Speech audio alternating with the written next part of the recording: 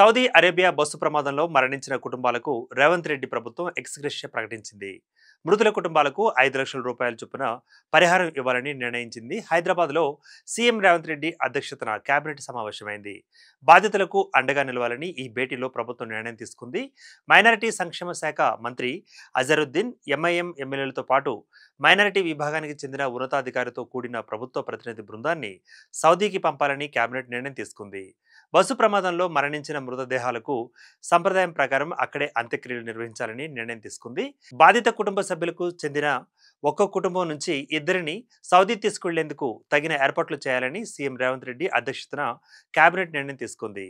సౌదీలో సోమవారం తెల్లవారుజామున జరిగిన రోడ్డు ప్రమాదంలో 45 మంది మృతి చెందిన విషయం తెలిసిందే. వీరంతా హైదరాబాద్ వాసులని తెలంగాణ హజ్ కమిటీ ఒక ప్రకటనలో వెల్లడించింది. మృతుల్లో 17 మంది పురుషులు, 18 మంది మహిళలు, 10 మంది చిన్నారులు ఉన్నారని తెలిపింది.